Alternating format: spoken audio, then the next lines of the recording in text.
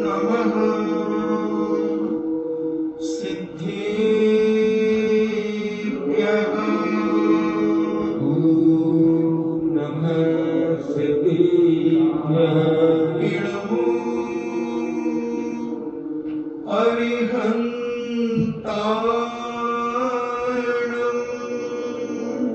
नमो अरिहन्ताणाय। नमो सिद्धाणम्। नमो सिद्धाय।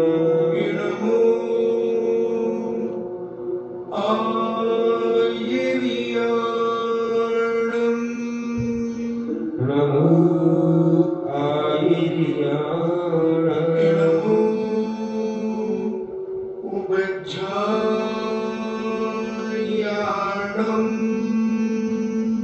नमो उवज्झायाणम्। नमो लोहे सब्बे साहूणम्। नमो लोहि सब्बसाहूणम्। पंच परमेष्टि भगवान की जय। अहिंसा में वीतराग विश्व धर्म की जय। देवादिदेव 1008 श्री आदिनाथ भगवान की जय। देवादिदेव 1008 चिंतामणि घोर उपसर्ग विजेता श्री पार्श्वनाथ भगवान की जय। देवादिदेव 1008 शासन नायक बाल ब्रह्मचारी भगवान महावीर स्वामी की जय। परम पूजनी आचार्य श्रोमणि गुरुवर श्री कुंद कुंद महामुनिराज की जय। परम पूजनी आचार्य श्रोमणि गुरुवर श्री विद्यासागर जी महामुनिराज की जय। परम पूजनी निर्व्यापक श्रवण मुनि श्री सुधा सागर जी महाराज की जय। परम पूजनी 3,9 करोड़ महामुनिराजों की जय। तपोदय अतिशय क्षेत्र की जय। परम पूज्य शिवलक श्री गंभीर सागर जी महाराज की जय। चर्चा चल रही है आचार्य परमेष्टि के मूल गुणों की, जिसमें अपन ने 12 तक 10 धर्म, 3 गुप्तियां, पंचाचार, इनको समझा। अब इसके बाद में 6 आवश्यक जो होते हैं वो मुनिराजों के भी होते हैं, उपाध्याय परमेष्टि के भी होते हैं और आचार्य परमेष्टि के भी होते हैं। तो आज अपन 6 आवश्यकों को समझेंगे।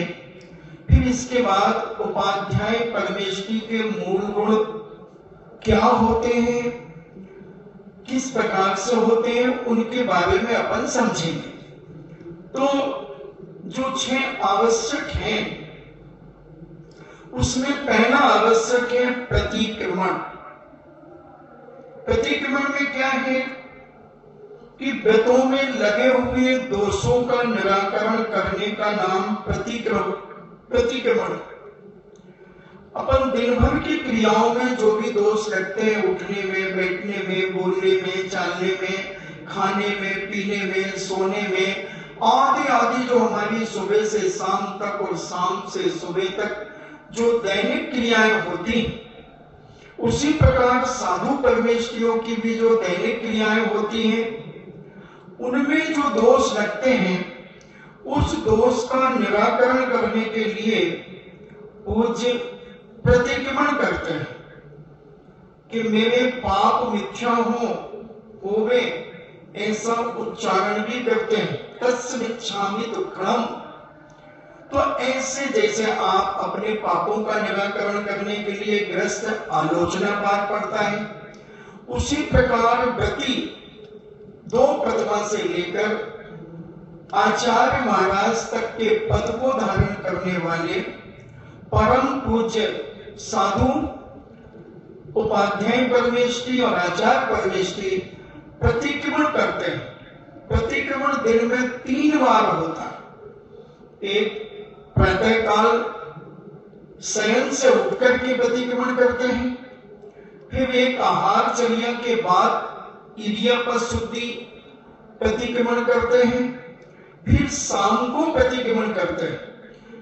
रात्रि में जितने दोष लगे हैं उनका निराकरण करने के लिए प्रातः उठ करके 3 बजे के लगभग 4 बजे के बीच में उठकर के सच्चे साधुओं की बात कर रहा हूं, प्रतिक्रमण वही करेंगे जो सच्चे होंगे और उस समय प्रतिक्रमण करेंगे कि रात भर में जितने दोष लगे हैं वो सब मिथ्या।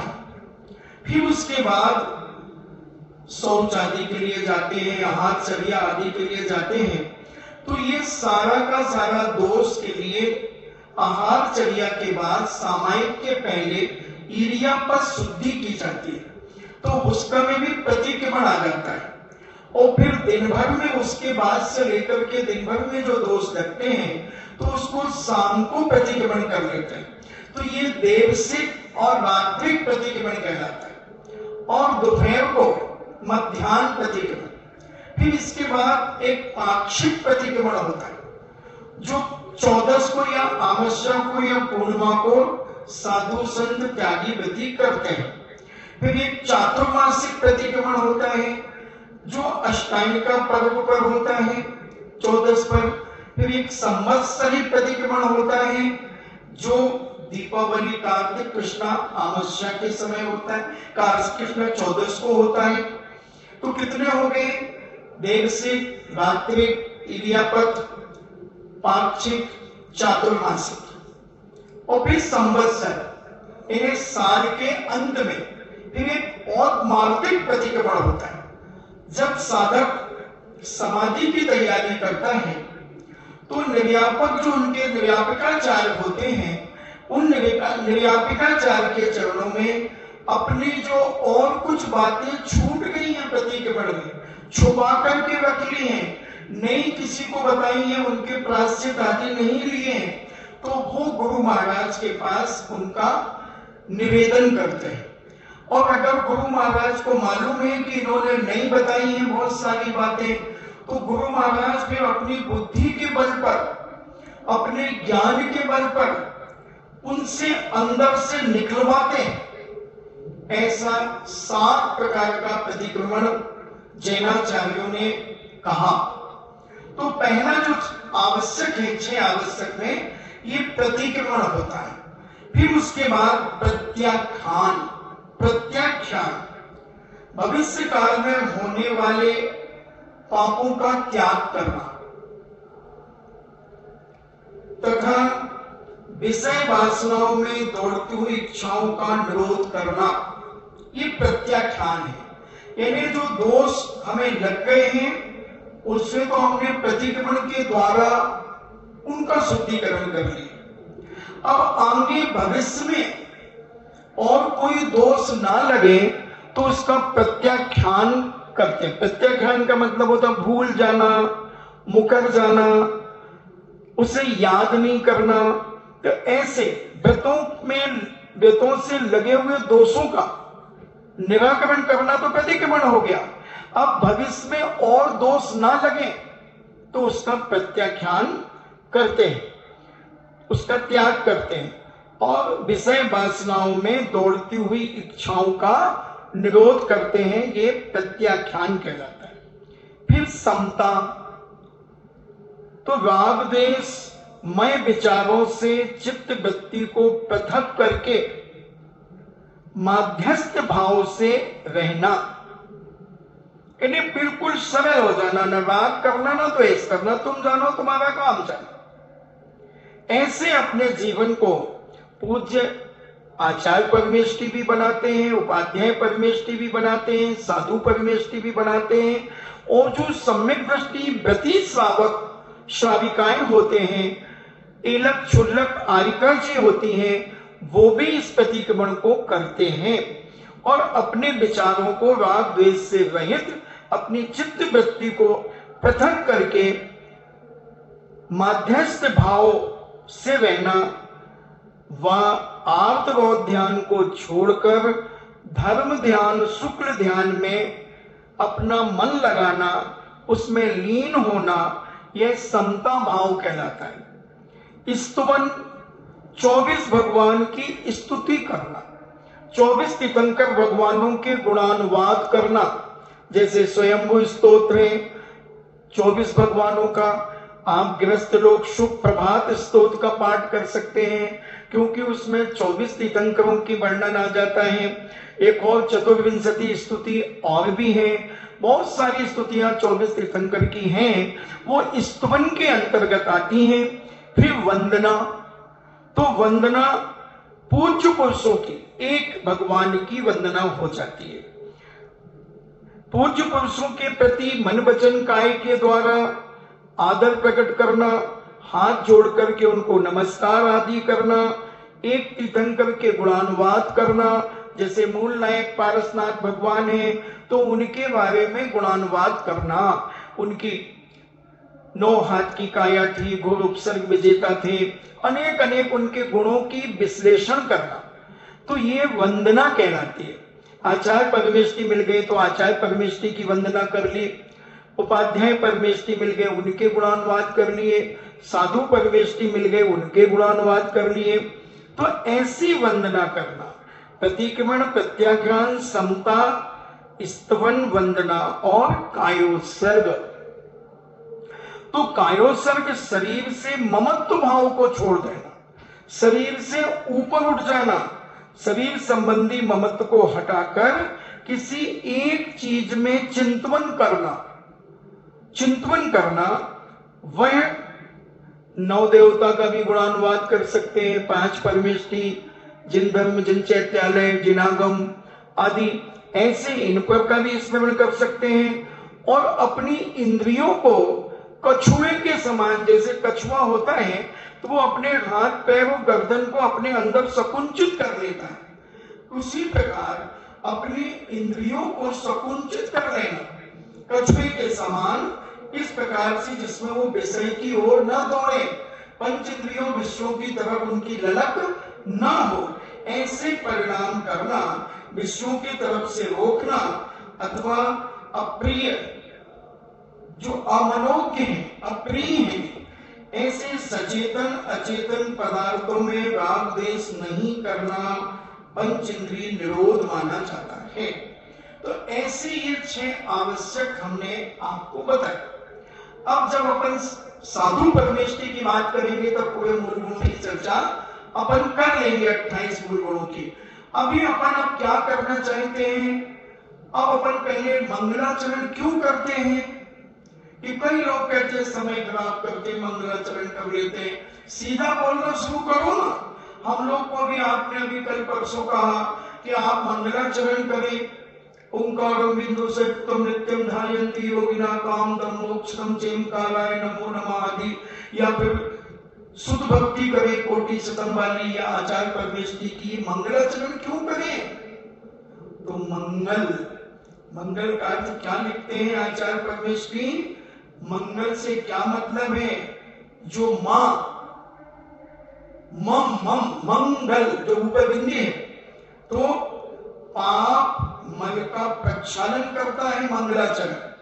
जो माम यानी पाप मल का प्रक्षालन करता है, विध्वंस करता है, वह मंगल कहलाता है। अर्थात जो मग अर्थात पुण्य को प्राप्त कराता है, आत्मा को पवित्र करता है, अथवा जिन क्रियाओं से सुख की प्राप्ति होती है वह मंगल कहलाता है। इसलिए मंगलाचरण किया जाता है। जो मंगल आचरण वाला होता है उनका गुणानुवाद किया जाता है। किसी भी कार्य के पहले मंगलाचरण की परंपरा अनादिकालीन है। तो ये किस लिए किया जाता है ये हमने आपको बताया। पाप मल का प्रक्षालन करना, विध्वंस करना, उसको तहस नहस करना, अलग करना, हटाना, यह मंगल है। अथवा मग अर्थात पाप को प्राप्त, पुण्य को प्राप्त कराना, आत्मा को पवित्र करता है, अथवा जिन क्रियाओं से हमें सुख शांति की प्राप्ति होती है वह हमें प्राप्त कराता है, इसलिए वह मंगल कहलाता है। इसलिए मंगलाचरण स्वाध्याय के पहले करना चाहिए। तो सिद्ध प्रभु की भक्ति से विघ्नों का समूह नष्ट होता है। इसलिए सिद्ध भगवान की भक्ति करना चाहिए और आंतरिक भक्ति से सिद्धों के गुणों में तन्मय होकर सिद्धों को नमस्कार करना चाहिए। सिद्ध भक्ति करके हमें विघ्नों का जो हमारे ऊपर समूह है, जो विघ्न आते हैं वह नष्ट हो जाते हैं और अंदर के परिणामों में सिद्धों के प्रति हम जो भक्ति करते हैं, उनके प्रति जो आस्था, विश्वास, श्रद्धा रखते हैं, तन्मय होकर के उन्हें नमस्कार करते हैं, तो तत्संबंधी हमें पुण्य बंध की अपेक्षा असंख्यात गुणों कर्मों की निर्जरा होती है। इसलिए सिद्ध भगवान को नमस्कार करना चाहिए। असंख्यात गुणी कर्मों की निर्जरा होती है। इसलिए नमो सिद्धाणम, सिद्ध परमेष्टि, जो तीर्थंकर जब दीक्षा लेते हैं तो वो पूरा नमो का मंत्र नहीं पढ़ते, ओम भी नहीं बोलते, नमः सिद्धेभ्यः और केसनुंच कर लेते हैं। क्यों? क्योंकि वो जानते हैं सिद्ध भगवान की भक्ति करने से विघ्नों का समूह नष्ट हो जाता है और अंतरंग भक्ति से सिद्धों के गुणों में हम तन्मय होकर सिद्धों को नमस्कार करने से तत्संबंधी पुण्यबंध और उस पुण्यबंध की अपेक्षा असंख्यात गुणी कर्मों की निर्जरा होती है। अतः जब हम शास्त्र स्वाध्याय करते हैं तो सबसे पहले 3 प्रकार का मंगलाचरण हमने बताया था। आदि मंगल, आदि मंगलाचरण, मध्य और अंत। तो इससे क्या क्या फायदे होते हैं? तो उन्होंने कहा, पूज्याचार्यों ने, अतः शास्त्र के प्रारंभ में, मध्य में और अंत में मंगलाचरण आवश्यक करना चाहिए। आवश्यक करना चाहिए। क्यों? अंत में, प्रारंभ में और मध्य में क्यों करना? तो क्योंकि शास्त्र के प्रारंभ में मंगलाचरण करने से शीघ्र विद्या का लाभ होता है। पहले हमने 1500 साल 1800 साल पुराना एक शिलालेख पढ़ा, तो उसमें मैंने पढ़ा, एक पुस्तक भी उसकी छपी है, इंदौर से डॉक्टर नेमीचंद जी जैन ने निकाली, ओम आ सिया करके उस पुस्तक को निकाला, उसका नाम है। तो उसमें लिखा, पहले ओम नमः सिद्धेभ्यः करा करके ही स्कूलों में पढ़ाई होती थी। यानी ओम में तो पंच परमेष्टि गर्भित हो गए और विशेष रूप से सिद्ध भगवान को नमस्कार किया, ओम नमः सिद्धेभ्यः। तो ये मंगलाचरण, तो सिद्धों को सबसे पहले इन्हें मंगलाचरण करने से क्या फायदा है? विद्या का लाभ होता है। इन्हें विद्या हमें प्राप्त होती है, विद्या यानी ज्ञान हमें प्राप्त होता है। तो ये मंगलाचरण करना चाहिए। मध्य मंगलाचरण करने से विघ्न शास्त्र की समाप्ति, इन्हें जो हमारे पढ़ने में अनेक बाधाएं आती हैं उसकी समाप्ति हो जाती है। और अंत में मंगलाचरण करने से हमें विद्या का फल प्राप्त होता है। हमने जो पढ़ा है, स्वाध्याय किया है, उसका जो बेनिफिट हमें मिलना चाहिए, जो फल मिलना चाहिए, वह हमें प्राप्त होता है। अर्थात अज्ञान का तो नाश होता है। और इसी बात को ध्यान में रखकर हमारे जैनाचार्य हर ग्रंथ के पहले मंगलाचरण जरूर लिखते हैं। कुंद स्वामी जैसे मंगलाचरण लिख रहे हैं, यदि भी सब आचार्य महाराज त्रिलोक प्रणति में मंगलाचरण लिख रहे हैं, शिवाचार्य महाराज भगवती आराधना में मंगलाचरण लिख रहे हैं, समन भद्र स्वामी कंडक साहुकाचार्य में मंगलाचरण लिख रहे हैं, पूज्य उमा स्वामी तत्वासुत में मंगलाचरण। ऐसा कोई भी ग्रंथ नहीं है जैन आगम का जिसमें मंगलाचरण की बात ना की गई हो। थोड़ा सा 5-7 मिनट लगते हैं बहुत श्रद्धा के साथ जब हम सिद्ध परमेष्टि का स्मरण करते हैं, आचार्य परमेष्टि उपाध्याय अनंत भगवान का स्मरण करते हैं, वो हमें बहुत सारा लाभ देता है। घाटा नहीं, मंगलाचरण से कभी घाटा नहीं होता। अगर आपको कम समय है तो कम से कम 9 बार नमोकार मंत्र जरूर पढ़ लें। शुरू करने के पहले जो ग्रंथ में मंगलाचरण है उस ग्रंथ का मंगलाचरण कर लें और 9 बार नमोकार मंत्र जरूर पढ़ें। ये ग्रंथ का विनय है, उसकी आदर है, बहुमान है। और कोई भी ग्रंथ शुरू करने के पहले किसी वस्तु का त्याग जरूर करें।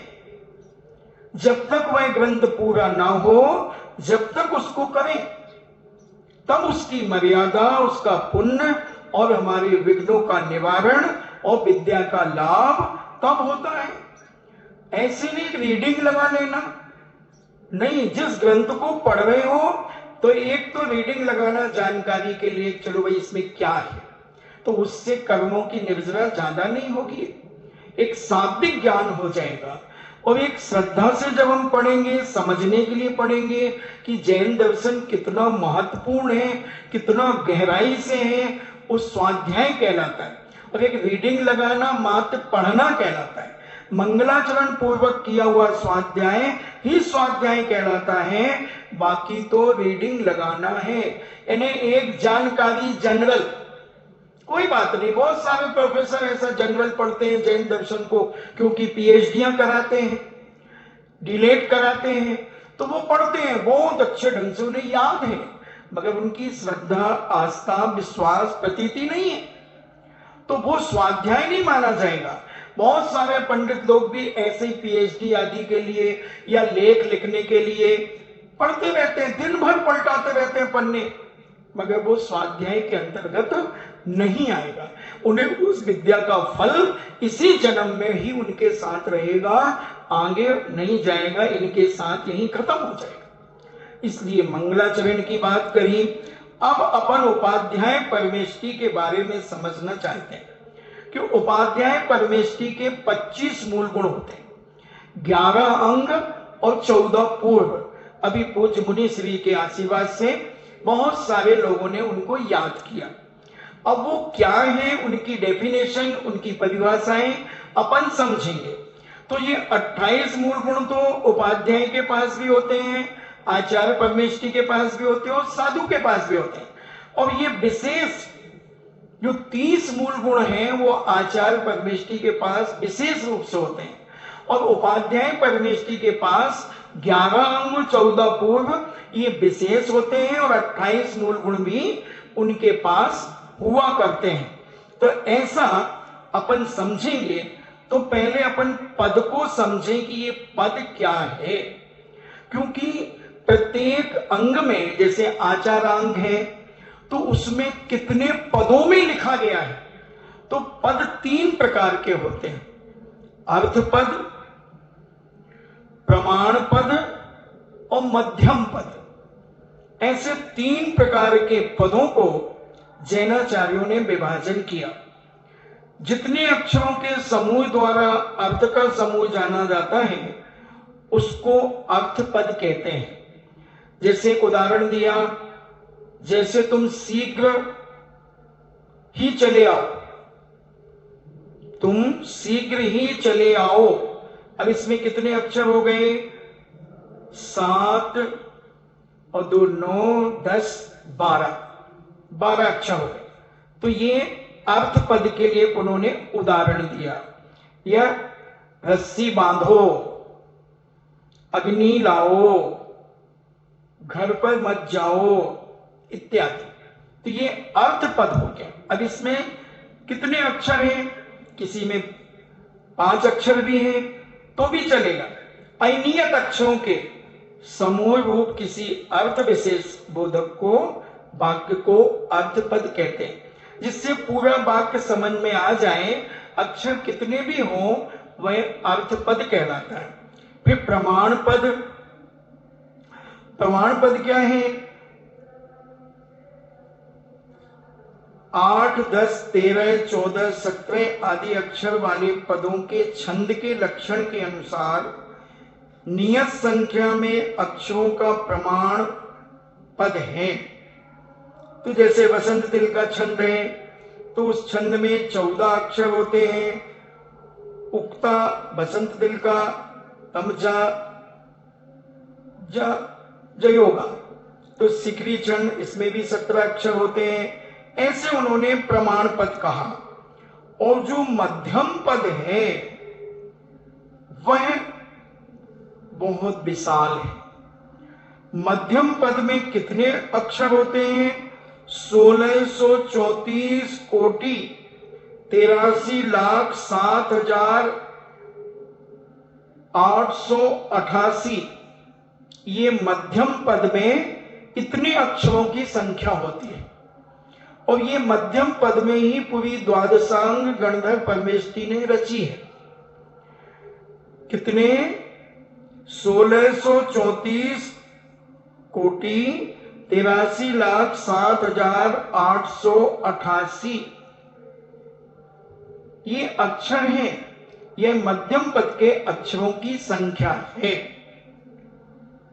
तो ऐसे ये मध्यम पदों के द्वारा ही अब जितने पदों हम आपको जो आचारांग, सूत, कृतांग आदि, समवायांग आदि जो हैं उनमें कितने कितने पद हैं, तो एक एक पद में इतने इतने अक्षर मानना आप। एक पद के आगे क्रम से, तो ये ऐसे पद हैं। तो इनको एक पद अपन ने समझ लिया। कितना? 1634 कोटि 83,07,888 अक्षरों का एक मध्यम पद होता है। और ऐसे इस मध्यम पद के माध्यम से अपन ये पदों की संख्या को जानेंगे कि आचारांग में कितने पद हैं और आचारांग में किसका विषय है। आचारांग जो ग्रंथ है उसमें क्या लिखा हुआ है। तो ऐसा जैनाचार्यों ने इसके बारे में बताया।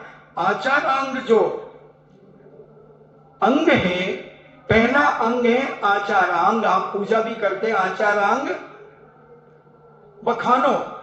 ऐसे जब सरस्वती पूजा करते हैं तब आपके पहला कहते हैं आचारांग, सूत, कृतांग आदि। तो जो पहला आचारांग है उसमें 18,000 पद हैं। 18,000 पद हैं। इनकी श्लोक संख्या जो है, श्लोक संख्या कितनी है? पद तो है 18,000 और श्लोकों की संख्या है 9 नील 29 खरब 59 अरब 23 करोड़ 11,87,000 है। किसमें? श्लोकों की संख्या। थोड़ा सा ऊपर से निकलेगा मगर थोड़ा पकड़ के रखना तो आपके भीतर भी चला जाएगा। जैसे लक्ष्मण जी को शक्ति लगी थी अमोघ प्रज्ञप्ति की बहन, और जब वो अंदर घुस गई और जब निकली तो लक्ष्मण ने, हनुमान जी ने पकड़ ली। ऐसे ही तुम भी पकड़ना कि इतने पदों के साथ 18,000 तो पद हैं मगर श्लोकों की संख्या 9 नील 29 खरब 59 अरब 23 करोड़ 11,87,000 आचारांग में श्लोक हैं। ऐसे उपाध्याय परमेष्ठी आचारांग के ज्ञानी होते हैं।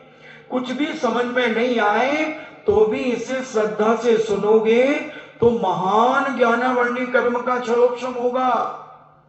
हमने अभी मंगलाचरण के बारे में भी बताया कि मंगलाचरण करने से क्या क्या फायदे होते हैं। तो ऐसा ही आचारांग में इतने श्लोक होते हैं और पद जो होते हैं वो 18,000 पद होते हैं। तो ऐसे श्लोकों में ये आचारांग की बात हो गई।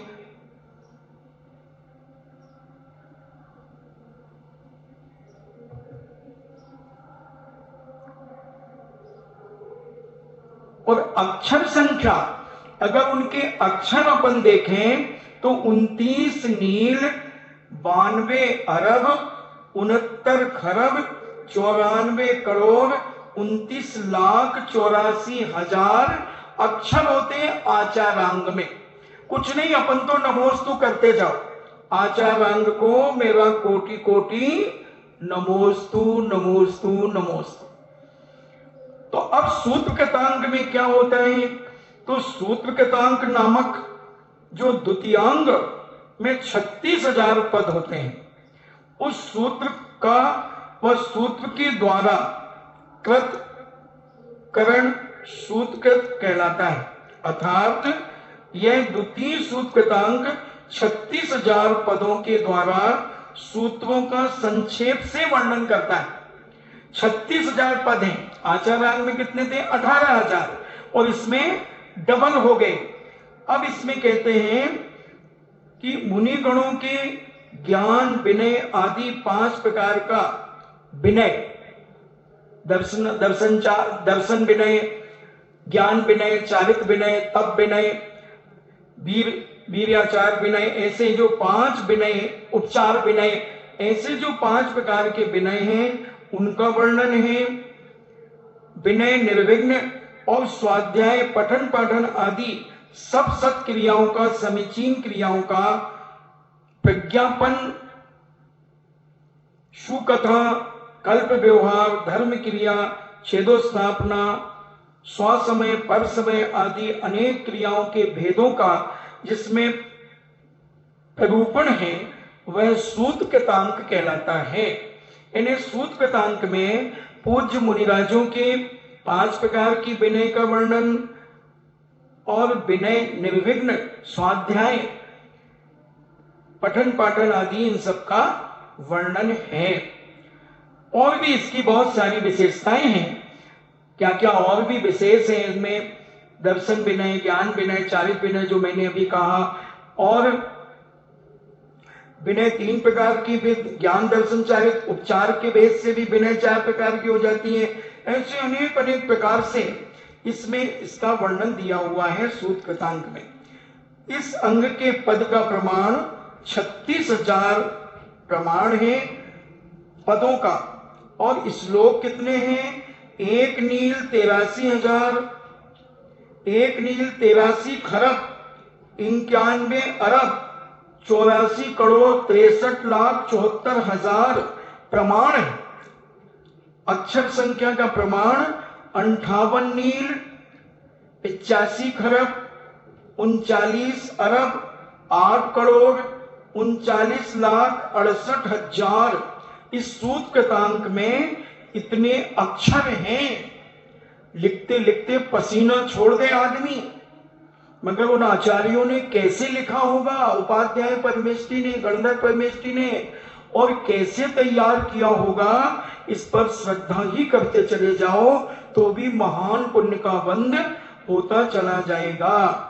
अब स्थानांग कहते हैं, स्थानांग का प्रमाण कहते हैं जिसमें 42,000 पदों के द्वारा जिनेन्द्र भगवान के द्वारा कथित जीव अजीव आसव बंध संबर निर्जरा मोक्ष, ये 7 तत्वों से लेकर के 69 एक अधिक स्थान भेदों से संयुक्त स्थान भेद रहते हैं, अथवा स्थान भेदों का कथन किया गया है, वह स्थानांग नाम का अंग कहलाता है।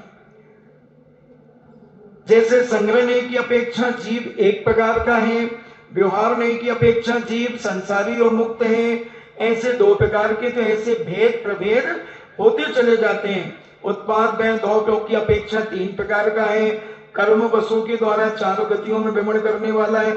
ऐसा विशाल वर्णन इस स्थानांग नाम के ग्रंथ में है। तो इसमें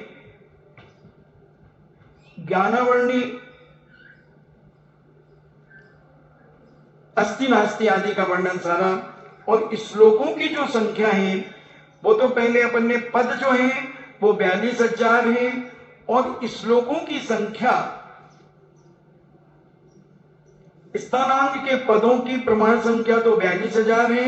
इनके श्लोक जो है 2 नील 14 खरब 57 अरब 15 करोड़ 41 लाख 3 हजार, इतने श्लोक हैं।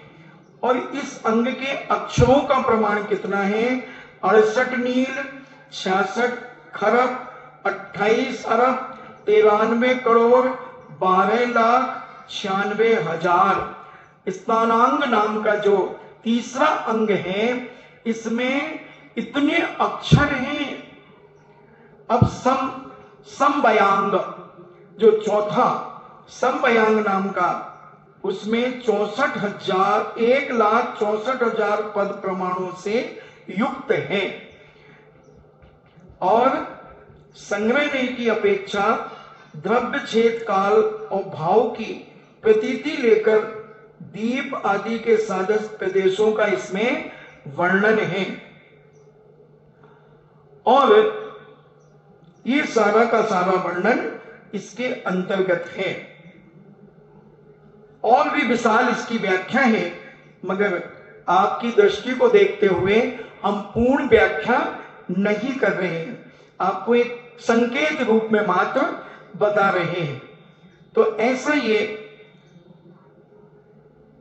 इस समवयांग में 1,64,000 पद हैं और इस अंग में 8 नील 37 खरब 85 अरब 7 करोड़ 79,26,000 श्लोक हैं और जो अक्षर हैं 2 शंख 68 नील 11 खरब 22 अरब 49 करोड़ 36,32,000 अक्षर हैं। दुनिया का कंप्यूटर फेल है जैन दर्शन की मैथमेटिक्स के सामने। किसी के पास भी न मोबाइल है न कंप्यूटर है कि इतनी संख्या उसमें आ जाए। देखो, जैन दर्शन का गणित बहुत विशाल है बंधुओं, अपने आप रोमांच होता है, श्रद्धा बढ़ती है कि हम कहां अहंकार में डूब जाते हैं वर्तमान के भौतिकवाद में। हम वर्तमान की बातें सुनकर के, वर्तमान के साइंस को देख करके हम ऐसे गाफिल हो जाते हैं, और जैन दर्शन के जब डीप में हम जाते हैं तो उसके महत्व को जब हमारे सामने प्रकट होता है तो रोमांच होता है। ऐसा ही अपन ने चौथा समवयांग नाम का अंग का प्रकरण समाप्त हुआ। अब विपाक प्रज्ञप्त्यंग कथन करते हैं उसका। विपाक प्रज्ञप्ति अंग के पदों का प्रमाण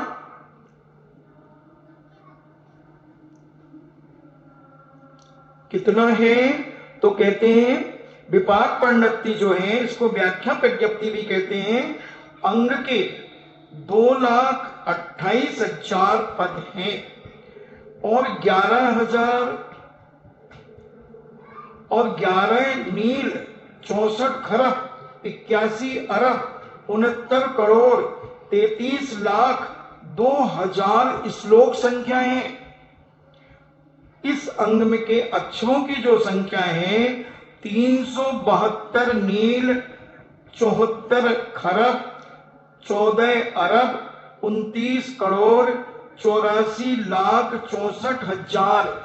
इस व्याख्या प्रज्ञप्ति की या विपाक प्रज्ञप्ति की कथन अक्षरों की संख्या कही। अब ज्ञात्री कथा का वर्णन करते हैं कि ज्ञात्री कथा में क्या है। तो ज्ञात्री कथा में 3 लोक के स्वामी जो तीर्थंकर उन नाथों को कहते हैं, उनका वर्णन इसमें धर्म कथाओं के माध्यम से जीवादु वस्तु का स्वभाव अथवा घातियां कर्म के क्षय अंतर केवल ज्ञान के साथ उत्पन्न रंभ तीर्थंकर नाथ की पूर्वान अपवान मध्यान्ह 6 घटिका काल 12 सभाओं के, यानी उनका उपदेश जो समोचरण में होता है उसका वर्णन है ज्ञात्री कथांग में। इसका दूसरा नाम नाथ कथा भी है, जिसमें 5,56,000 पद हैं। जो नाथ कथा यानी महापुरुषों के जीवन चरित्र आदि का वर्णन इस ज्ञात्री कथा में या नाथ कथा में होता है, ऐसा पूज्य आचार्य इसका वर्णन करते हैं। तथा विशिष्ट पुण्यशाली गणधर चक्रवर्ती इंद्र आदि प्रधान पुरुषों के प्रश्न उत्तर आदि के कारण अन्य काल में भी जो प्रभु की दिव्य ध्वनि घिरती है, वह प्रभु की दिव्य ध्वनि सारे श्रेष्ठ भव्य जीवों के लिए उत्तम क्षमा आदि धर्म आदि के संबंध में भी कथन करती है। इसमें ज्ञात्री कथा में छठवां अंग ज्ञात्री कथा का है। 5,56,000 पदों के द्वारा सिद्धांतों का विधि से स्वाध्याय की स्थापना के लिए तीर्थंकरों की धर्म देशना तथा संदेह को प्राप्त गणधर के संशय को दूर करने की विधि का, जैसे भगवान जब बोलते हैं तो गंधर्व परमेष्ठी आदि को भी कई बार शंकाएं उत्पन्न हो जाती हैं, तो उसका भी निराकरण है।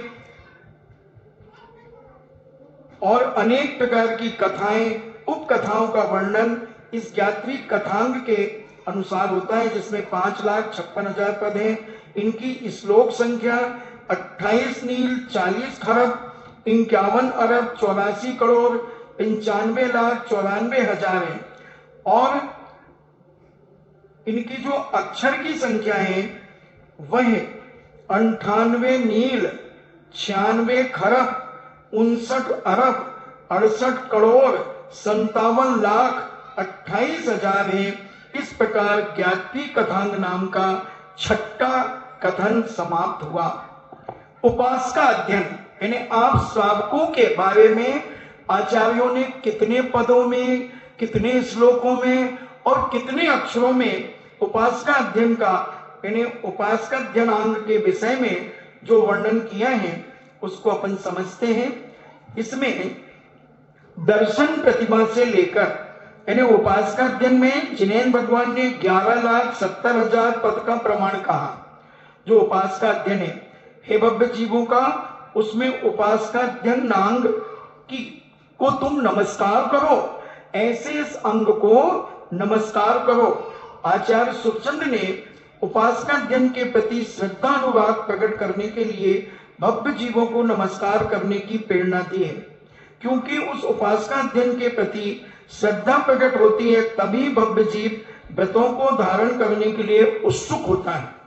दर्शन प्रतिमा, व्रत प्रतिमा, सामायिक प्रतिमा, प्रोषदोपवास प्रतिमा, सचित त्याग प्रतिमा, रात्रि भुक्ति त्याग प्रतिमा, ब्रह्मचर्य प्रतिमा, आरंभ त्याग प्रतिमा, परिग्रह त्याग प्रतिमा, अनुमति त्याग प्रतिमा और उद्देश्य त्याग प्रतिमा, ये देश व्रत के 11 भेद हैं। अर्थात देश व्रती 11 प्रकार के होते हैं। तो इन 11 प्रतिमाओं में किस प्रकार से कितने श्लोक, कितने पद होते हैं, तो ये सारा का सारा वर्णन पूज्य जैनाचार्यों ने किया है। तो इनके पदों को अपन समझेंगे। अभी कितने क्या पद होते हैं, तो इसमें उपासका अध्ययन के 11,70,000 पद हैं और इसके श्लोक कितने हैं, 59 नील 70 खरब 77 खरब 35 अरब 71,55,000 इसमें श्लोक हैं। और इसकी जो संख्या, अक्षरों की संख्या है 29 शंख 12 नील 75 खरब 20 अरब 22 करोड़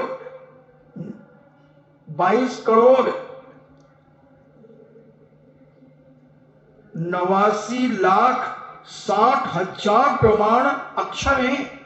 इसको नमोस्तु करो कि हे भगवान, हम ग्रस्तों के बारे में आपने इतना लिखा, दर्शन प्रतिमा से लेकर उद्देश्य त्याग प्रतिमा तक का वर्णन और अणुव्रत आदि का सारा व्याख्यान आपने किया। आपको 100 बार क्या, करोड़ों बार आपको नमोस्तु नमोस्तु नमोस्तु।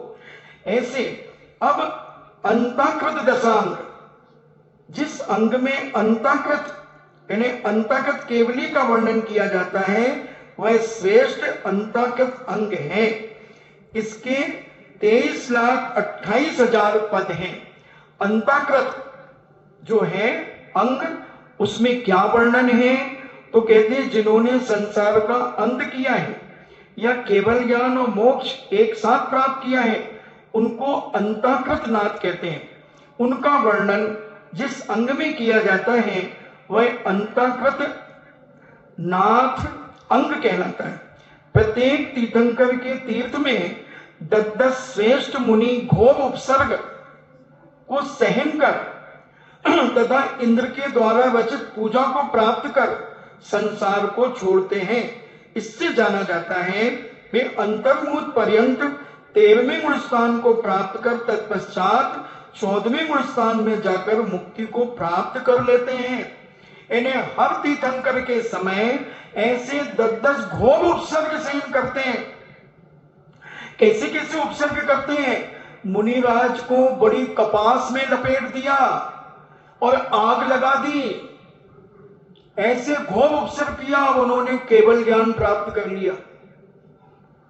केवल ज्ञान प्राप्त कर लिया। जैसे अभी एक बहन जी ने मुझे आज बताया, पद्म नदी विंशति में एक उदाहरण आया कि एक मुनिराज एक चट्टान के ऊपर ध्यान करने बैठे थे और मुनिराज जब आहार चर्या के लिए गए तो वो वहां कह के गए, मन में विचार किया कि मैं लौट करके इसी चट्टान पर आकर के बैठूंगा।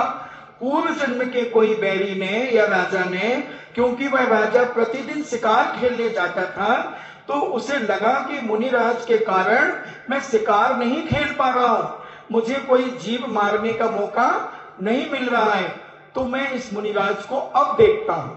क्योंकि कसाई आदमी साधु संतों सीधे साधे लोगों पर ही निकालता है।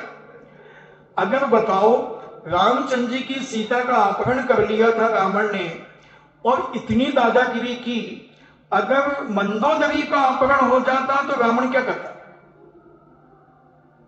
राम ने तो इतनी शांतिपूर्वक सब कुछ किया। तो सीधे साधे लोगों पर ही उपसर्ग आता है। तो पूज्य मुनिराज ने संकल्प कर लिया और वह राजा के मन में कसाय भाव जाग गया। तो उसने उस शिला के ऊपर बहुत सारी अग्नि जला दी। वैसे ही गर्मी थी और अग्नि जला करके और उसे तप्त कर दिया और सारे अंगारे आदि हटा लिए। मैंने बहुत पहले कथा पढ़ी थी, थोड़ा सा उन्होंने हिंट किया, मुझे स्मरण में आ गई तो मैं तुम्हें बता रहा हूं। और वो महाराज जब पुनः वहां लौट करके आए और उस शिला के ऊपर चढ़े और जैसे ही उस पर पैर रखा तो उन्हें मालूम हो गया कि और गर्म है, मगर संकल्प लेकर के गए थे और उस शिला पर ध्यान में बैठ गए और बैठते ही उन्हें केवल ज्ञान प्राप्त हो गया। ये अंतःगत केवली, अंतःगत केवली। तो ऐसे हर तीर्थंकर के काल में 10-10 अंतःगत केवली होते हैं। जैसे नेमिनाथ भगवान के समय जैन दर्शन के अनुसार पांचों पांडव जब मुनि बन गए तो दुर्योधन का जो भांजा था, उस भांजे ने पांचों मुनिराज के ऊपर लोहे के आभूषण बना करके और धधकती हुई भट्टी में डालकर उन्हें इतने लाल सुर्ख कर दिए और संडासी से पकड़ पकड़ करके उनको गले में, बाजूबंद में, हाथ में, करधौनी में, पैरों में सारे आभूषण पहना दिए। अब बताओ, जरा सा पैर रखने में तो गर्मी में अपन दोपहर को निकल नहीं पाते और वो मुनिराज ऐसे आभूषण पहन करके ध्यान में लीन रहे। तो 3 मुनिराज, धर्मराज मुनिराज, भीमसेन मुनिराज और अर्जुन मुनिराज, इन्होंने तो केवल ज्ञान प्राप्त कर लिया। और नकुल और सहदेव जो मुनिराज थे, इनके मन में विकल्प आ गया कि धर्मराज मुनिराज का क्या हो रहा होगा। इतना विचार करते ही इन्हें सर्वार सिद्धि में अटकना पड़ा। तो इतने निर्विकल्प हो जाते हैं ऐसे अंतःकृत केवली। इन्हें अंतर मुहूर्त में के उपसर्ग भी हो गया, केवल ज्ञान भी प्राप्त कर लिया और मोक्ष भी चले गए। तो ऐसे प्रत्येक तीर्थंकर के काल में 10-10 श्रेष्ठ मुनि घोर उपसर्ग को सहन कर इंद्र के द्वारा रचित पूजा को प्राप्त होते हैं। और जब ऐसे घोर उपसर्ग सहन करते हैं तो सौधर्म इंद्र आदि उनकी पूजा करने के लिए आ जाते हैं और पूजा करके उन्हें पूजा से कोई मतलब नहीं होता, पूजा को छोड़ते हैं। इससे जाना जाता है कि अंतर मुहूर्त के अंतर उन्हें 13वें गुण स्थान को प्राप्त कर तत्पश्चात 14वें गुण स्थान में जाकर मुक्ति को प्राप्त करते हैं। यद्यपि 8, 9, 10, 12, 13 और 14 ये सब गुण स्थान अंतर मुहूर्त में ही होते हैं, तथापि अंतर मुहूर्त के असंख्यात भेद हैं। इंद्र के द्वारा पूजा होकर के भी उसे छोड़ देते हैं और मोक्ष को प्राप्त हो जाते हैं। जिस अंग में घोर उपसर्ग का सहन कर केवल ज्ञान का उपार्जन कर मोक्ष में जाने वाले केवलियों के महात्म का तथा उनके रमणीय श्रेष्ठ आचरण का वर्णन किया जाता है। जैसे प्रत्येक तीर्थंकर के समय में 10-10 अंतर्गत केवली होते हैं, जैसे महावीर भगवान के तीर्थ में 10 अंतर्गत केवली हुए थे, उनके नाम यहां बताए जाते हैं। मातंक, रामपुत्र, सोमिल, यमलीक नाम, किसकंबिल, सुदर्शन, वलिक, नमी, पालंब और अष्टम पुत्र। इस प्रकार प्रत्येक तीर्थंकर के समय में ऐसे 10-10 मुनिराज घोर उपसर्ग करके और इसको घोर उपसर्ग को सहन करते हुए अंतर्गत केवली होते हैं। उनको उसका कितनी संख्या है पदों की, तो उनमें अंतर्गत दशांग के पद, श्लोक और अक्षरों की संख्या बताते हैं। 23,28,000 इसमें पद हैं और इस अंग के श्लोकों की संख्या 118 नील, 93 खरब, 39 अरब, 39 करोड़, 88,52,000 है। इन अक्षरों की संख्या, इनमें जो अक्षर है उनकी संख्या 3,805 नील, 88 खरब, 60 अरब, 76 करोड़, 32,34,000 है। इस प्रकार अंतःकृत जो 10-10 मुनिराज होते हैं, उनका वर्णन, उनके बारे में कहानी, उनके बारे में उनकी घटनाएं दुर्घटनाएं का सारा वर्णन इसके अंतर है। फिर अनुत्तरोपादिक दशांग का कथन करते हैं। अनुत्तरोपादिक दशांग में 3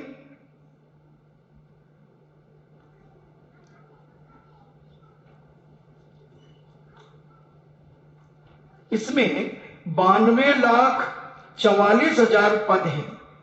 उपाद जन्म वालों को औपादिक कहते हैं। विषयादि 5 अनुत्तर विमानों में उत्पन्न होने से उन्हें अनुत्तरोपादिक भी कहलाते हैं। तो प्रत्येक तीर्थंकर के समय में उपलब्ध प्राप्त किया है महात्मा को, जिन्होंने ऐसे ध्यान में लीन 10-10 महामुनि घोर उपसर्ग को सहन कर, जो मोक्ष तो नहीं जाते मगर वो कहां जाते हैं तो उसके बारे में बताते हैं, सहन कर विधि पूर्वक प्राणों को छोड़ करके जो विजय वैजयंत आदि हैं और अनुत्तरों में उत्पन्न होते हैं, जो स्वभाव से सुखी हैं, उनका वर्णन जिसमें पाया जाता है, उनको अनुत्तरो पदांग पादिक दशांग कहते हैं। जैसे वर्धमान स्वामी के तीर्थ में विजुदास, शालीभद्र, सुनक्षत्र, अभय, धन्य कुमार, श्रेष्ठ बारिशेण, नंदन, नंद, चिलात पुत्र और कार्तिकेय, ये 10 मुनि घोर उपसर्ग को सहन कर विजय वैजयंत जयंत अपराजित और सर्वार्थ सिद्धि इनमें उत्पन्न हुए। उसी प्रकार अन्य 23 तीर्थंकरों के काल में 10-10 मुनि घोरोपसर्ग सहन कर विषयादि 5 अनुत्तर विमानों में उत्पन्न होते हैं। वे भव्य जीव, हम उन भव्य जीवों को मन वचन काय से नमस्कार करते हैं। इनकी जो संख्या है 92,44,000 इनके पदों की संख्या है और श्लोक की संख्या 47 नील, 22 खरब, 61 अरब, 74 करोड़, 41,46,000 है श्लोकों की संख्या। और जो अक्षर की संख्या है 15 शंख, 11 नील, 23 खरब, 75 अरब, 81 करोड़, 16,67,000 प्रमाण अक्षर हैं। ऐसा ये अपन ने अनुत्तरोपादिक अंग का कथन किया। अब प्रश्न व्याकरण की चर्चा करते हैं कि प्रश्न व्याकरण में कितने पद होते हैं, उसमें क्या वर्णन होता है। तो जिनेन्द्र भगवान ने जिसमें 93,16,000 पद कहे हैं, उसको प्रश्न व्याकरण अंग कहते हैं। प्रश्न का अर्थ होता है पूछना। जैसे पूज्य मुनि श्री से आप लोग क्वेश्चन पूछते हैं ऐसे वहां भगवान से भी लोग, गंधर्व परमेश्वरी से भी पूछते हैं। तो ये प्रश्न व्याकरण में आपके पूछे हुए, आपने भी पूछे होंगे समूह श्रवण में। अगर तुम भव्य होगे तो भगवान के समूह श्रवण में गए होगे और तुम्हें भी कई प्रकार की जिज्ञासा हुई होगी और तुमने वहां पूछे होंगे। तो ऐसे प्रश्न का वहां पूछना व्याख्यान, अर्थात जिसमें प्रश्न का व्याख्यान किया जाता है उसको प्रश्न व्याकरण कहते हैं। तो ऐसे दूत वचन, नष्ट, प्रमुष्ट आदि बहुत, इन सब का वर्णन उसमें है। दूत वचन, कोई दूत के आकर युद्ध के निमित्त भरे स्वरों में प्रश्न करे तो पूछने वाले की जीत हो, रिक्त स्थान में प्रश्न करे तो दूसरे की जय हो, और दोनों स्वर चलते हो उस समय करे तो उसकी जय हो। ज्योतिष का विषय भी इसमें थोड़ा थोड़ा सा उन्होंने बताया कि प्रश्नकर्ता ने किस प्रकार से प्रश्न पूछा है, जब उनका कौन सा स्वर चल रहा था, चंद्र स्वर चल रहा था कि सूर्य स्वर चल रहा था। चंद्र चल रहा था तो वो उसके कार्य में जीत होगी, और अगर सूर्य चल रहा था तो वो परास्त हो जाएगा। ऐसे उन्होंने इसमें वर्णन किया है। प्रश्नकर्ता यदि प्रश्न ज्ञाता का नाम उच्चारण का अनंतर आतुर रोगी का नाम उच्चारण करता है तो रोगी के मुक्त हो जाता है। अगर कोई बीमारी के बारे में कोई पूछता है और उस समय पूज्य मुनिराज का जो स्वर चलता है तो उससे वो रोगी की बीमारी ठीक हो जाती है। ऐसे अनेक अनेक प्रकार के प्रश्नों का उत्तर केवल ज्ञान प्रश्न चूड़ामणि में इसके संबंध में बहुत सारा विस्तार से वर्णन दिया हुआ है। तो ऐसे आचार्यों ने अनेक अनेक प्रकार से इस संबंध में चर्चा की। प्रश्न व्याकरण में जो अनेक प्रकार से पूछे गए प्रश्नों के उत्तर दिए जाते हैं और उसमें निर्वेदनी आदि कथाएं, जो 4 प्रकार की कथाएं होती हैं, उनका भी वर्णन होता है। प्रश्न व्याकरण के पदों की संख्या 93,16,000 है। श्लोक संख्या 4 शंख, 75 नील, 94 खरब, 1 अरब, 13 करोड़, 48 लाख 94,000 है।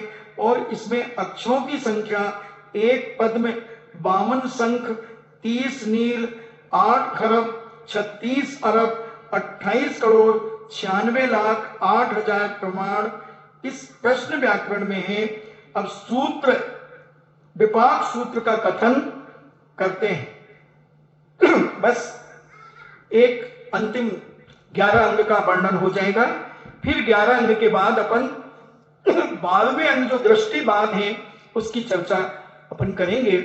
आपने बहुत सारे लोगों ने 11 अंग 14 पूर्व को याद किया था। जो बेचारे उस समय नहीं आए वो बगले झांक रहे होंगे कि ये 11 अंग 14 पूर्व क्या होते हैं, कैसे होते हैं। तो तुम्हारे ही परिवार के लोगों ने इनको याद करके पूज्य मुनि श्री को सुनाया था कि 11 अंग क्या है, 14 पूर्व क्या है। ये उन्हीं की विशेष क्या बहुत संक्षेप व्याख्या की जा रही है, बहुत छोटे रूप में आपको बताया जा रहा है। तो जो 11वां अंग है विपाक सूत्र, इस विपाक सूत्र में 1 करोड़ 84 लाख मध्यम पद है।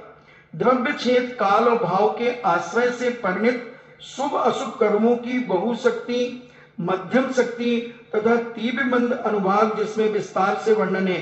कौन से कर्म की कितनी तीव्रता से उदय में आएगा, कौन सा किस स्थिति में आएगा, वो सारा का सारा वर्णन इसमें किया है।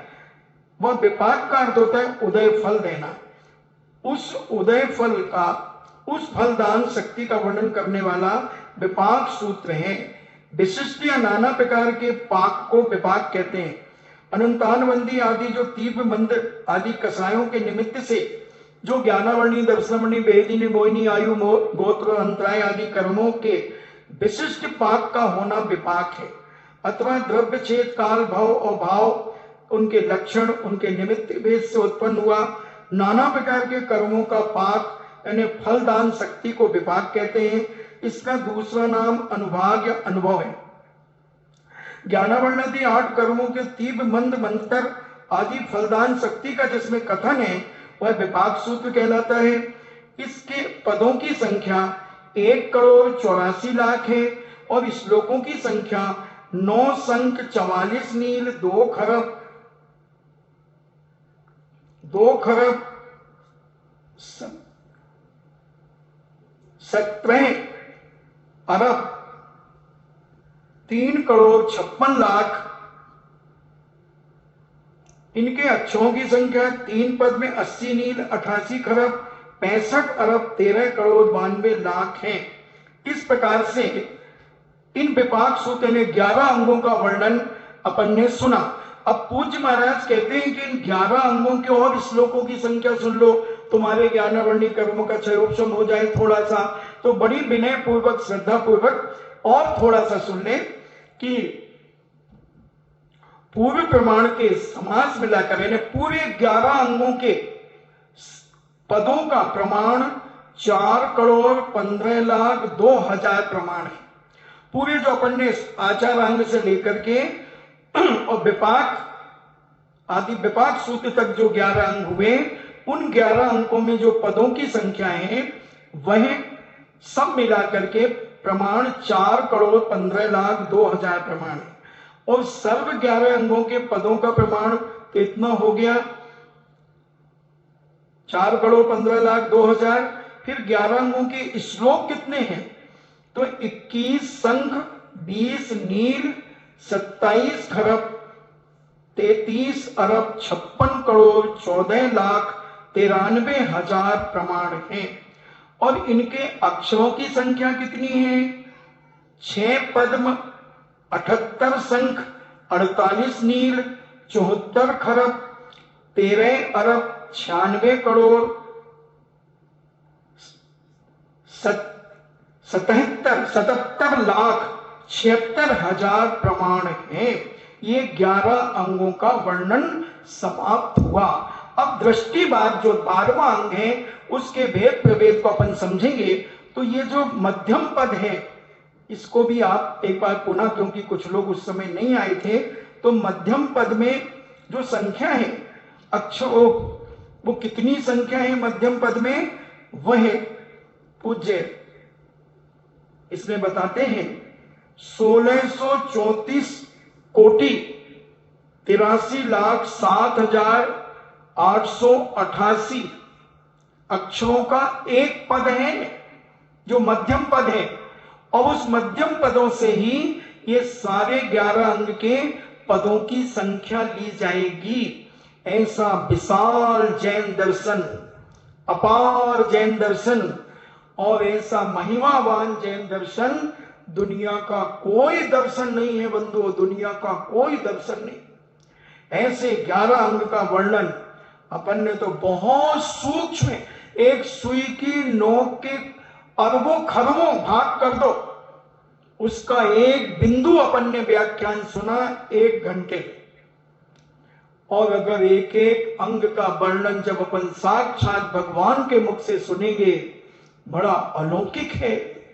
ऐसा जैन दर्शन के ज्ञानावर्णी कर्म का क्षयोपशम करने के लिए ऐसे द्वादशांग की कम से कम नमोस्तु जरूर किया करो। मन से, वचन से, काय से, कृत कार्य तन्मोदना से, खूब श्रद्धा भक्ति से जिनवाणी को नमोस्तु किया करो और जिनवाणी का विनय किया करो। इस विनय के माध्यम से हमारे ज्ञानावर्णी कर्म का क्षयोपशम होता है। इन्हीं मंगल भावना के साथ जिनवाणी स्तुति।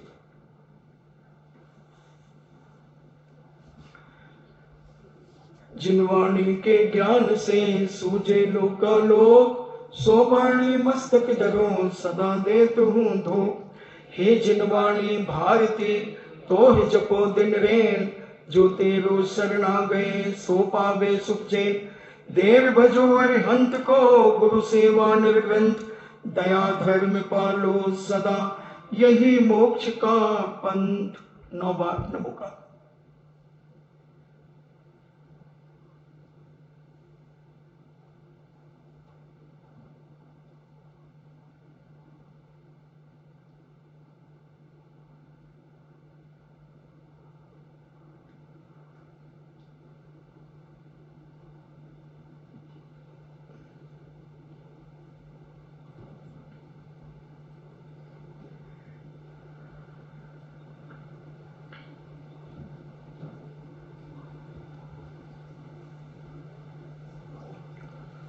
परम पूजनीय द्वादशांग जिनवाणी माता की।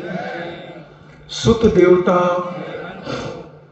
सुत देवता जयवन्तो सुत देवता जयवन्तो जैनम जेतु शासनम वन्दे विद्यासागरं जैनम जेतु शासनम वन्दे विद्यासागरं जैनम जेतु शासनम वन्दे विद्यासागरं